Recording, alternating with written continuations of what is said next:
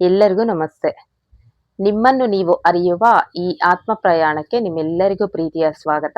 ಗೊಂದಲಗಳಿಂದ ಸ್ಪಷ್ಟತೆಯ ಕಡೆಗೆ ಆತ್ಮಜ್ಞಾನದ ಬೆಳಕಿನಲ್ಲಿ ಸಾಗೋಣ. ಕಳೆದ ವಿಡಿಯೋಗಳಲ್ಲಿ ನಾವು ಸಾಕಷ್ಟು ವಿಚಾರಗಳ ಬಗ್ಗೆ ಮಾತನಾಡಿದ್ದೀವಿ.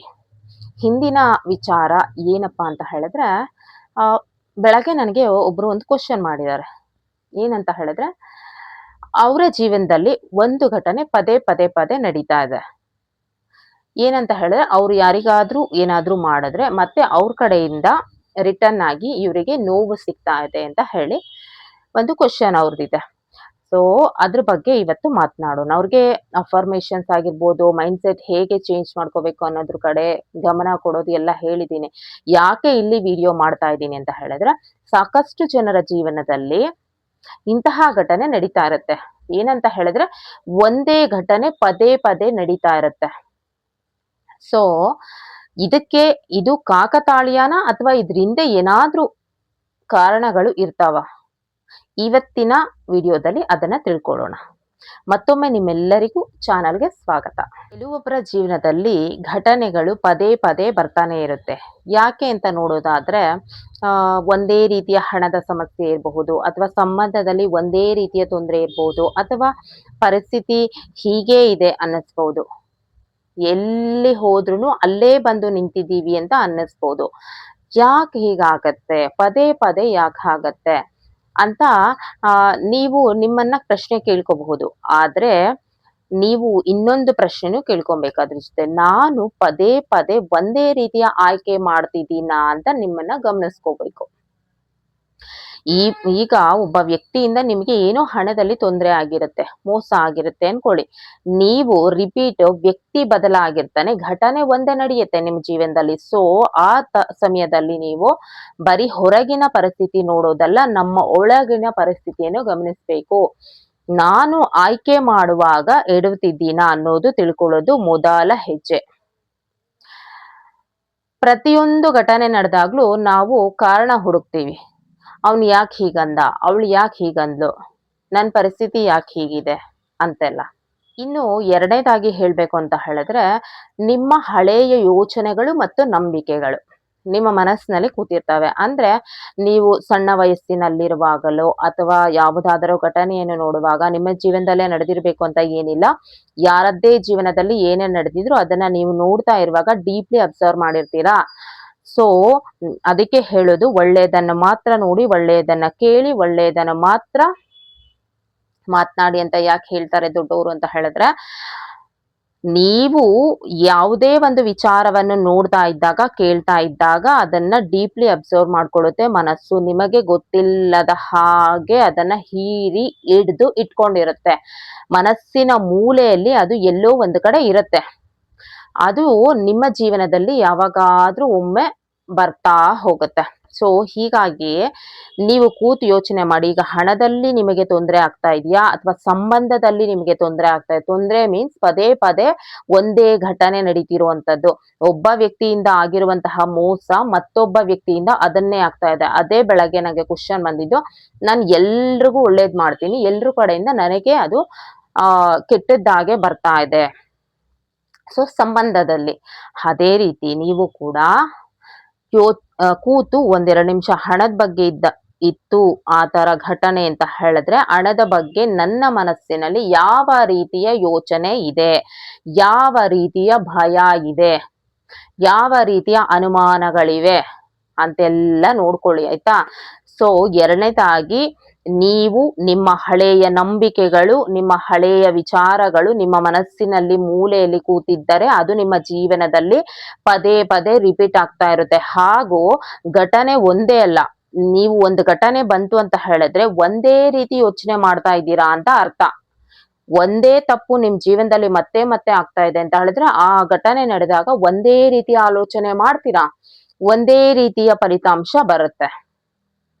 ಸೊ ಎರಡನೇದಾಗಿ, ನೀವು ನಿಮ್ಮ ಮನಸ್ಸಿನಲ್ಲಿರುವಂತದ್ದು, ಈಗ ಹಣದ ಬಗ್ಗೆ ಇದ್ರೆ ಹಣದ ಬಗ್ಗೆ, ಸಂಬಂಧದ ಬಗ್ಗೆ ಇದ್ರೆ ಸಂಬಂಧದ ಬಗ್ಗೆ ಏನೆಲ್ಲ ನಂಬಿಕೆಗಳಿದಾವೆ ಅಂತ ಒಂದಿಷ್ಟು ಲಿಸ್ಟ್ ಮಾಡಿ, ಏನೆಲ್ಲ ನೆಗೆಟಿವ್ ಬರುತ್ತೆ ನಿಮ್ಗೆ, ಏನೆಲ್ಲ ಪಾಸಿಟಿವ್ ಬರುತ್ತೆ ನೋಡ್ಕೊಂಡು ನೆಗೆಟಿವ್ಸ್ನೆಲ್ಲ ತೆಗೆದು ಹಾಕೋದಿಕ್ಕೆ ದಿನಾ ಒಂದಿಷ್ಟು ಸಮಯ ತಗೊಂಡು ಅದನ್ನೆಲ್ಲ ಡಿಲೀಟ್ ಮಾಡ್ತಾ ಬನ್ನಿ. ಇನ್ನು ಮೂರನೆಯದಾಗಿ ತಗೊಳ್ಳೋದಾದ್ರೆ ಕರ್ಮ ಕರ್ಮ ಅಂತ ಹೇಳಿದ್ರೆ ನಾವು ಒಳ್ಳೇದ್ ಮಾಡಿದ್ರೆ ಒಳ್ಳೇದಾಗತ್ತೆ, ಕೆಟ್ಟದ್ ಮಾಡಿದ್ರೆ ಕೆಟ್ಟದ್ದಾಗತ್ತೆ. ಇದಿಷ್ಟೇ ಅಲ್ಲ ಕರ್ಮ ಅಂತ ಹೇಳಿದ್ರೆ. ಕರ್ಮದ ಒಂದು ವಿಚಾರ ತಗೊಂಡ್ರೆ ತುಂಬಾ ಡೀಪ್ ಆಗಿ ಹೋಗ್ಬೇಕು ಆಯ್ತಾ.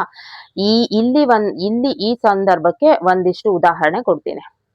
ನೀವು ಏನೆಲ್ಲ ಕಲಿಸಿದ್ದೀರಾ, ನಿಮ್ಮ ಹಿಂದಿನ ಸಂಸ್ಕಾರಗಳೇನು. ಸಂಸ್ಕಾರ ಅಂತ ಹೇಳಿದ್ರೆ ನಾನು ಮುಂಚೆ ಹಿಂದಿನ ವಿಡಿಯೋದಲ್ಲಿ ಹೇಳಿದ್ದೀನಿ, ನೀವು ಮನಸ್ಸಿಗೆ ಯಾವ ರೀತಿಯಾದಂತಹ ಸಂಸ್ಕಾರ ಕೊಟ್ಟಿರ್ತೀರೋ ಅದೇ ರೀತಿಯಲ್ಲಿ ಯೋಚನೆ ಮಾಡ್ತಾ ಹೋಗ್ತೀರಾ. ಆ ಯೋಚನೆ ನಿಮಗೆ ನಿಮ್ಮ ಜೀವನದಲ್ಲಿ ಪದೇ ಪದೇ ರಿಪೀಟ್ ಆಗ್ತಾ ಇರುತ್ತೆ ಅಷ್ಟೇನೆ. ಅಂದ್ರೆ ಇಲ್ಲಿ ಆಧ್ಯಾತ್ಮಿಕವಾಗಿ ನೋಡೋದಾದ್ರೆ ನಾನು ಹೇಳ್ತಾ ಇರೋದು, ಇಲ್ಲಿ ನೀವು ನಿಮ್ಮನ್ನ ಒಬ್ರೇ ಅಂತ ತಿಳ್ಕೊಂಡಿದ್ದೀರಾ. ಆದ್ರೆ ನೀವು ಒಬ್ರೇ ಇರಲ್ಲ, ಎಲ್ಲರಿಗೂ ಕನೆಕ್ಟ್ ಆಗಿರ್ತೀವಿ ನಾವು, ಸರಿನಾ.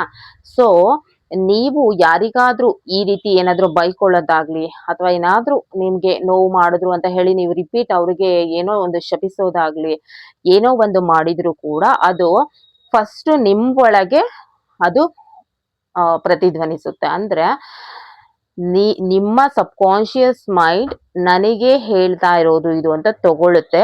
ನಂತರ ನಿಮ್ಮ ಜೀವನದಲ್ಲಿ ಅದನ್ನ ಕೊಡುತ್ತೆ, ಅನುಭವನ ಮಾಡಿಸುತ್ತೆ. ಸೊ ಹಾಗಾಗಿ ನಾವ್ ಏನ್ ಮಾಡ್ಬೇಕು ಅಂತ ಹೇಳಿದ್ರೆ, ನಮ್ಮ ಸಂಸ್ಕಾರಗಳೇನು, ನಮ್ಮ ಮನಸ್ಸಿನಲ್ಲಿ ಯಾವ ರೀತಿಯ ಆಲೋಚನೆಗಳು ಬರ್ತಾ ಇದ್ದಾವೆ ಅಂತ ಹೇಳಿ ನಾವು ಗಮನಿಸ್ಕೋಬೇಕು. ನಮ್ಮ ಆಲೋಚನೆಗಳು, ಮಾತುಗಳು, ಕ್ರಿಯೆಗಳು ನಮ್ಮೊಳಗೆ ಕೆಲವೊಂದಿಷ್ಟು ಸಂಸ್ಕಾರಗಳನ್ನು ರೂಪಿಸುತ್ತದೆ. ಸೊ ನಾವು ನಮ್ಮ ಒಳಗೆ ಯಾವ ರೀತಿಯ ಯೋಚನೆ ಬರ್ತಾ ಇದೆ ಅಂತ ಗಮನಿಸಿದ್ರೆ ಸಾಕು, ನಾವು ಏನು ಕೊಟ್ಟಿದ್ದೀವಿ ನಮ್ಮ ಮನಸ್ಸಿಗೆ ಅನ್ನೋದು ತಿಳಿತಾ ಹೋಗುತ್ತೆ.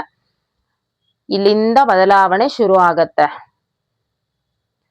ಇದು ನನಗೆ ಶಿಕ್ಷೆ ಅಂತ ಅನ್ಕೊಳ್ಳೋ ಬದಲು, ಒಂದೇ ಪದೇ ಪದೇ ನಿಮ್ಗೆ ಯಾರಿಂದಲಾದ್ರೂ ಮೋಸ ಹೋದ್ರಿ ಅಂತ ಹೇಳಿದ್ರೆ ಅದು ನನಗೆ ಶಿಕ್ಷೆ ಅಂತ ತಿಳ್ಕೊಳ್ಳೋ ಬದಲು, ನೀವು ಇದರಿಂದ ನಾನು ಏನ್ ಕಲ್ತೆ, ನಾನು ಏನ್ ಕಲಿಬೇಕಾಗಿತ್ತು, ನಾನು ಏನ್ ಕಲ್ತಿದ್ದೀನಿ ಅನ್ನೋದನ್ನ ಫಸ್ಟ್ ನೋಡ್ಕೋಬೇಕು. ಇದು ಬದಲಾವಣೆಯ ಮೊದಲ ಆರಂಭವಾಗುತ್ತದೆ.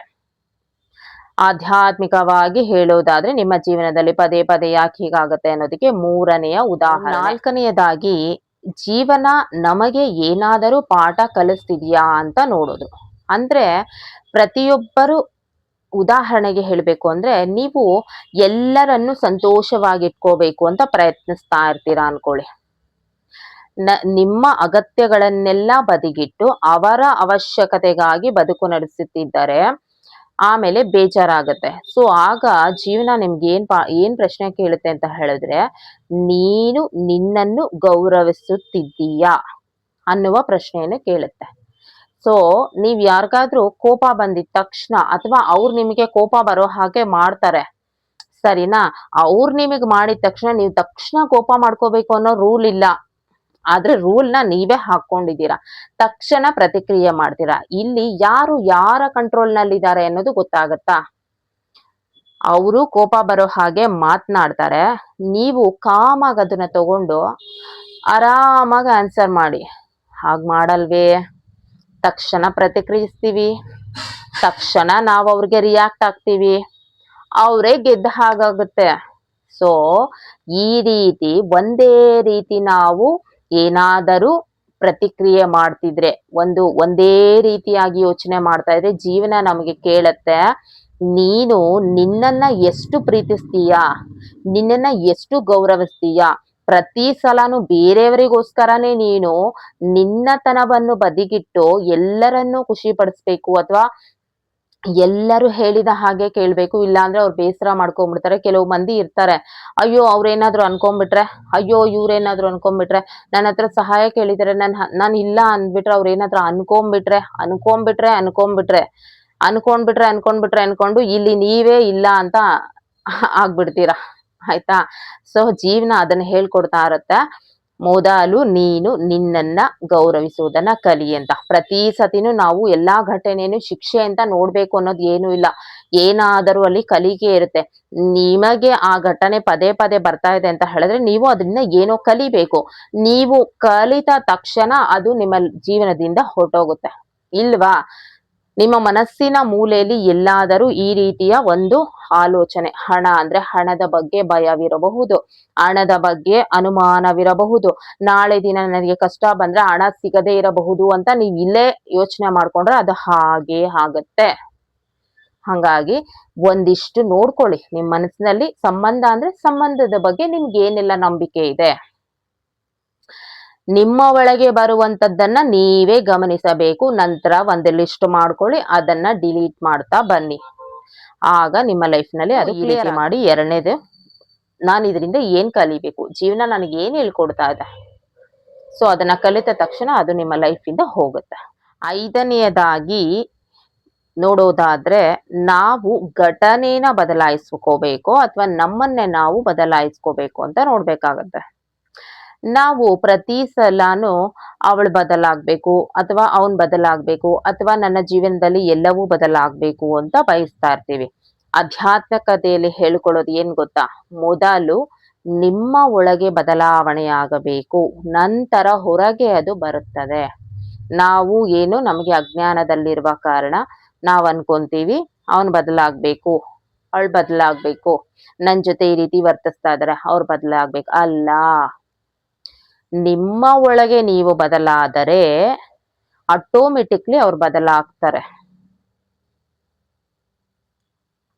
ಅಂದ್ರೆ ಅವರ ಮೇಲೆ, ಎದುರು ನಿರುವ ವ್ಯಕ್ತಿಯ ಮೇಲೆ ನಿಮಗೆ ಯಾವ ತರ ನಂಬಿಕೆ ಇದೆ, ಇವಳು ನನಗೆ ಇದೇ ರೀತಿ ಮಾಡ್ತಾಳೆ ಅಂತ ಅನ್ಕೊಂತೀರಾ. ಒಂದ್ ಸರ್ತಿ ನಿಮ್ಗೇನೋ ಮಾಡಿರ್ತಾರೆ ಅವರು, ಪದೇ ಪದೇ ನೀವು ಇಲ್ಲ ಇವ್ರು ಈ ತರ ಅಂತ ಫಿಕ್ಸ್ ಆಗ್ತೀರಾ, ಇವ್ರು ಈ ತರನೇ ಮಾಡೋದು ಅಂತ ಅನ್ಕೊಂತೀರಾ. ಅದೇ ಮತ್ತೆ ಮತ್ತೆ ಅವ್ರ ಕಡೆಯಿಂದ ನಿಮಗೆ ಸಿಗುತ್ತೆ. ಇಲ್ಲಿ ತಪ್ಪು ಅವರದ್ದು ಅಂತ ಹೇಳೋಕೆ ಬರಲ್ಲ. ನಿಮ್ಮ ಒಳಗೆ ನೀವು ಅವರ ಹತ್ರ ಏನ್ ತಗೊಳ್ಳೋದಿಕ್ಕೆ ರೆಡಿ ಆಗಿದ್ದೀರೋ ಅವ್ರ ಕಡೆಯಿಂದ ಅದೇ ಸಿಗತ್ತೆ. ಹಾಗಾಗಿ ನಮ್ಮ ಒಳಗೆ ಬದಲಾವಣೆ ಆಗಬೇಕು. ಅವರ ಮೇಲೆ ಒಳ್ಳೆ ಒಪಿನಿಯನ್ ಇದ್ರೆ ಅವ್ರ ಕಡೆಯಿಂದ ಏನ್ ಬೇಕೋ ಅದನ್ನ ಎಕ್ಸ್ಪೆಕ್ಟ್ ಮಾಡಿ. ಓಕೆ, ಈಗ ಇವರು ನನ್ ಜೊತೆ ಕರೆಕ್ಟ್ ಚೆನ್ನಾಗಿರ್ಬೇಕು, ಇವರ ಜೊತೆ ಸಂಬಂಧ ನನಗೆ ಚೆನ್ನಾಗಿರ್ಬೇಕು, ಒಳ್ಳೆಯ ಸ್ನೇಹ ಭಾವ ಇರ್ಬೇಕು, ಅದೇ ರೀತಿಯಾದಂಥದ್ದು ಅವ್ರ ಕಡೆಯಿಂದ ಸಿಗತ್ತೆ. ಇಲ್ಲಿ ಆಗೋದೇನ್ ಗೊತ್ತಾ, ನಿಮ್ಮದೇ ರಿಫ್ಲೆಕ್ಟ್ ಅದೇ ನಿಮ್ಗೆ ವಾಪಸ್ ಬರುತ್ತೆ ಅಷ್ಟೇನೆ. ಕರ್ಮ ಅಂದ್ರೆ ಏನೋ ನೀವು ಮಾಡೋದು, ನೀವೇನೋ ಕೆಟ್ಟ ಕೆಲಸ ಮಾಡೋದು ಅಥವಾ ಯಾರಿಗೋ ನೋವು ಮಾಡೋದು ಅಷ್ಟೇ ಅಲ್ಲ. ನೀವು ಇದು ಡೀಪ್ ಆಗಿ ತಗೊಂಡು ಹೋಗ್ಬೇಕಾಗತ್ತೆ. ಒಂದೆರಡು ದಿನದಲ್ಲಿ ಇದನ್ನ ಹೇಳೋಕ್ಕಾಗಲ್ಲ. ಮುಂದಿನ ವಿಡಿಯೋಗಳಲ್ಲಿ ನಾನು ಎಕ್ಸ್ಪ್ಲೇನ್ ಮಾಡ್ತಾ ಹೋಗ್ತೀನಿ. ಒಂದು ಸಿಂಪಲ್ ಆಗಿ ಹೇಳ್ಬೇಕು ಅಂತ ಹೇಳಿದ್ರೆ, ನೀವು ಇನ್ನೊಬ್ಬರ ಬಗ್ಗೆ ಏನು ಯೋಚನೆ ಮಾಡ್ತೀರೋ ಅದೇ ನಿಮಗೆ ಸಿಗುತ್ತದೆ ಅವ್ರ ಕಡೆಯಿಂದ. ಇದು ಅವರ ತಪ್ಪಲ್ಲ. ಮೇಲ್ನೋಟಕ್ಕೆ ಅವ್ರು ನಮ್ ಜೊತೆ ಹಿಂಗೆ ಬಿಹೇವ್ ಮಾಡ್ತಾ ಇದಾರೆ ಅಂತ ನೀವ್ ತಿಳ್ಕೊತೀರಾ, ಆದ್ರೆ ಅವ್ರು ಆ ರೀತಿ ಬಿಹೇವ್ ಮಾಡ್ತಾ ಇರಲ್ಲ. ತಪ್ಪು ಅಂತ ತಪ್ಪು ಅಂತ ಹೇಳ್ಬಾರ್ದು. ಸಮಸ್ಯೆ ಇರೋದು ನಿಮ್ಮ ಒಳಗೆ. ನೀವು ಅವರ ಹತ್ರ ಏನ್ ಎಕ್ಸ್ಪೆಕ್ಟೇಷನ್ ಮಾಡ್ತಾ ಇರ್ತೀರ ಅದೇ ಅವ್ರು ನಿಮಗ್ ಕೊಡೋದಿಕ್ ಸಾಧ್ಯ. ಅದನ್ ಬಿಟ್ಟು ಅವ್ರು ಬೇರೆ ಏನು ಕೊಡೋದಿಕ್ ಸಾಧ್ಯ. ಈಕೆ ನನ್ನನ್ನ ದ್ವೇಷ ಮಾಡ್ತಾಳೆ ಅಂತ ನೀವ್ ಅನ್ಕೊಂಡ್ರೆ ಆಕೆ ಕಡೆಯಿಂದ ನಿಮಗ್ ದ್ವೇಷನೇ ಬರುತ್ತೆ. ಅದ್ರ ಬದ್ಲು ನಿಮ್ಮ ಮೈಂಡ್ ಸೆಟ್ ಚೇಂಜ್ ಮಾಡ್ಕೋಬೇಕು. ಈಕೆಯಿಂದ ನನಗೆ ಪ್ರೀತಿಯೇ ಸಿಗುತ್ತದೆ. ಮನಸ್ಸು ಒಪ್ಪಲ್ಲ, ಯಾಕಂದ್ರೆ ಒಂದ್ ಸತಿ ನಿಮಗ್ ನೋವಾಗಿರುತ್ತೆ ಅವರಿಂದ. ಆದರೂ ಕೂಡ ರಿಪೀಟ್ ಅದನ್ನೇ ಹೇಳ್ಕೊಬೇಕು, ಅದನ್ನೇ ಫಿಕ್ಸ್ ಮಾಡ್ಕೊಬೇಕು. ಅದೇ ರೀತಿ ಅವ್ರ ಕಡೆಯಿಂದ ನಿಮಗೆ ಸಿಗ್ತಾ ಹೋಗುತ್ತೆ. ಆದ್ದರಿಂದ ನಮ್ಮ ಒಳಗೆ ಬದಲಾವಣೆ ಆಗಬೇಕು. ನಮ್ಮ ಯೋಚನೆಗಳು ಬದಲಾದರೆ ನಮ್ಮ ನಿರ್ಧಾರಗಳು ಬದಲಾಗುತ್ತವೆ. ನಮ್ಮ ನಿರ್ಧಾರಗಳು ಬದಲಾದರೆ ನಮ್ಮ ಕ್ರಿಯೆ ಬದಲಾಗುತ್ತದೆ. ನಮ್ಮ ಕ್ರಿಯೆ ಬದಲಾದರೆ ನಮ್ಮ ಜೀವನದಲ್ಲಿ ಘಟನೆಗಳು ಬದಲಾಗುತ್ತದೆ ಹಾಗೂ ಅನುಭವವು ಬದಲಾಗುತ್ತಾ ಹೋಗುತ್ತದೆ. ಹಾಗಾಗಿ ಜೀವನದಲ್ಲಿ ಏನಾದ್ರೂ ಪದೇ ಪದೇ ಆಗ್ತಾ ಇದೆ, ನೋವು ಬರ್ತಾ ಇದೆ ಅಂತ ಹೇಳಿದ್ರೆ ಜೀವನ ಯಾಕೆ ಹೀಗ್ ಮಾಡ್ತಾ ಇದೆ ಅಂತ ಅನ್ಕೊಂಬೇಡಿ. ಇದರಿಂದ ಜೀವನ ನನಗೆ ಏನು ಕಲಿಯೋದಿಕ್ಕೆ ಹೇಳ್ತಾ ಇದೆ ಹಾಗೂ ನನ್ನೊಳಗೆ ಏನು ಬದಲಾವಣೆ ಮಾಡ್ಕೋಬೇಕು ಅನ್ನೋ ಪ್ರಶ್ನೆ ಕೇಳ್ಕೊಳ್ಳಿ. ಈ ಪ್ರಶ್ನೆಯೇ ನಿಮ್ಗೆ ಶಕ್ತಿಯುತವಾದಂತಹ ಒಂದು ಮಂತ್ರವಾಗಿ ಕೆಲಸ ಮಾಡುತ್ತೆ. ಆರನೆಯದಾಗಿ ನೋಡೋದಾದ್ರೆ, ಒಂದು ಘಟನೆ ನಡೆದಾಗ ನೀವು ಈ 3 ಕೆಲಸ ಮಾಡಿ. ಏನಂತ ಹೇಳಿದ್ರೆ, ಈ ಘಟನೆ ನನಗೆ ಹಿಂದೆ ಯಾವಾಗಾದ್ರೂ ಜೀವನದಲ್ಲಿ ನಡೆದಿದ್ರೆ ನಾನು ಯಾವ ರೀತಿ ಪ್ರತಿಕ್ರಿಯಿಸಿದ್ದೆ. ಮೂರನೇದಾಗಿ, ನಾನು ಈ ಬಾರಿ ಯಾವ ರೀತಿ ಪ್ರತಿಕ್ರಿಯೆ ನೀಡಬೇಕು ಅಂತ ನೀವು ನಿರ್ಧಾರ ಮಾಡಿ. ಈ ಒಂದು ನಿರ್ಧಾರ ತೆಗೆದುಕೊಂಡ್ರೆ ನಿಮ್ಗೆ ಹೊಸ ದಾರಿನೇ ಜೀವನ ತೆರೆದುಕೊಳ್ಳುತ್ತೆ. ಇದು ಯಾಕೆ ಯೂಸ್ ಆಗುತ್ತೆ ಅಂತ ಹೇಳಿದ್ರೆ, ನಾನು ಹಿಂದೆನೆ ಹೇಳಿದೆ, ನಮ್ಮ ಪ್ರತಿಕ್ರಿಯೆ ಬದಲಾದರೆ ಅನುಭವ ಹಾಗೂ ಘಟನೆ ಬದಲಾಗ್ತಾ ಹೋಗುತ್ತೆ ಅಂತ. ಸೊ ನೀವು ಈ ರೀತಿ ಅಂತ ಅನ್ಕೊಂಡು ಪ್ರತಿಕ್ರಿಯೆ ನೀಡೋದ್ರಲ್ಲಿ ಬದಲಾವಣೆ ಆಯ್ತು ಅಂತ ಹೇಳಿದ್ರೆ ಹಳೆಯ ಘಟನೆಗಳು ನಿಲ್ಲುವ ದಾರಿ ತೆಗೆದುಕೊಳ್ಳುತ್ತೆ. ನಿಮ್ಮ ಆಯ್ಕೆಗಳು ನಿಮ್ಮ ಮನಸ್ಸಿನಲ್ಲಿರುವ ಆ ನ್ಯೂನ್ಯತೆಗಳನ್ನ ಅರ್ಥ ಮಾಡಿಸಲು ಸಹ ಬರುತ್ತದೆ. ಇಂತಹ ಸಮಸ್ಯೆಗಳು ಬಂದಾಗ ನೀವು ಕುಳಿತು ಯೋಚನೆ ಮಾಡಿ ಪ್ರತಿಕ್ರಿಯೆ ಮಾಡಿ. ಆಧ್ಯಾತ್ಮಿಕತೆಯ ಜೀವನದಲ್ಲಿ ಸಮಸ್ಯೆಗಳೇ ಬರ್ದಿರೋ ಹಾಗೆ ನೋಡ್ಕೊಳ್ಳೋದಲ್ಲ. ಸಮಸ್ಯೆಗಳು ಬಂದಾಗ ಅದರಿಂದ ನಮ್ಮನ್ನು ನಾವು ತಿಳಿದುಕೊಳ್ಳುವ ರೀತಿಯನ್ನು ಹೇಳಿಕೊಡುತ್ತದೆ. ನಮ್ಮ ಆಯ್ಕೆಗಳು ಬದಲಾದರೆ ನಾವು ಬದಲಾಗುತ್ತಾ ಹೋದಂತೆ ನಮ್ಮ ಆಯ್ಕೆಗಳು ಬದಲಾಗುತ್ತಾ ಹೋಗುತ್ತೆ. ನಮ್ಮ ಆಯ್ಕೆಗಳು ಬದಲಾಗುತ್ತಾ ಹೋದಂತೆ ನಮ್ಮ ಜೀವನದ ದಾರಿಯೂ ಬದಲಾಗುತ್ತಾ ಹೋಗುತ್ತದೆ. ಆದ್ದರಿಂದ ಈ ರೀತಿಯ ಘಟನೆಗಳು ಪದೇ ಪದೇ ನಿಮ್ಮ ಜೀವನದಲ್ಲಿ ಬರ್ತಾ ಇದೆ ಅಂತ ಹೇಳಿದ್ರೆ ಭಯ ಪಡಬೇಡಿ. ಇದರಿಂದ ನಾನು ಏನು ಕಲಿಬೇಕಾಗಿದೆ, ಜೀವನ ನನಗೆ ಏನು ಕಲಿಸೋದಿಕ್ಕೆ ಹೊರಟಿದೆ ಅಂತ ಗಮನ ಕೊಡಿ. ನೀವು ಯಾವಾಗ ಏನನ್ನಾದರೂ ಅರ್ಥೈಸಿಕೊಂಡು ಅದರಿಂದ ಏನಾದರೂ ಕಲಿತ್ರಿ ಅಂತ ಹೇಳಿದ್ರೆ ಅದು ಮತ್ತೆ ನಿಮ್ಮ ಜೀವನದಲ್ಲಿ ರಿಪೀಟ್ ಆಗೋಲ್ಲ. ಎರಡನೇದಾಗಿ ನಿಮ್ಮ ಹಳೆಯ ಪ್ಯಾಟ್ರನ್ ಕಟ್ ಮಾಡಬೇಕು. ನೀವು ಹೊಸ ಪ್ಯಾಟ್ರನ್ಗೆ ಚೇಂಜ್ ಆಗ್ಬೇಕು. ಅಂದ್ರೆ ನಿಮ್ಮ ಮೈಂಡ್ ಸೆಟ್ ನಲ್ಲಿ ಒಂದು ಫಿಕ್ಸ್ ಆಗಿ ಇಟ್ಕೊಂಡ್ಬಿಟ್ಟಿರ್ತೀರಾ ಆ ಘಟನೆ ಬಗ್ಗೆ, ಅದನ್ನ ಬದಲಾವಣೆ ಮಾಡ್ಕೋಬೇಕು. ಆಗ ನಿಮ್ಮ ಜೀವನದಲ್ಲಿ ಹೊಸ ರೀತಿಯ ಬದಲಾವಣೆ ತೆರಿತಾ ಹೋಗುತ್ತೆ. ಇದಿಷ್ಟು ಇವತ್ತಿನ ವಿಚಾರವಾಗಿತ್ತು. ಮತ್ತೊಂದು ಒಳ್ಳೆಯ ವಿಚಾರದೊಂದಿಗೆ ನಾಳೆ ಭೇಟಿಯಾಗೋಣ. ಅಲ್ಲಿಯವರೆಗೂ ನಮಸ್ಕಾರ. ಜೀವನ ಶಿಕ್ಷೆಯಲ್ಲ, ಅದು ನಿಮ್ಮದೇ ಆತ್ಮ ಜಾಗೃತಿಗಾಗಿ ಇರುವಂತಹ ಸುಂದರ ಕಲಿಕೆ. ಧನ್ಯವಾದಗಳು.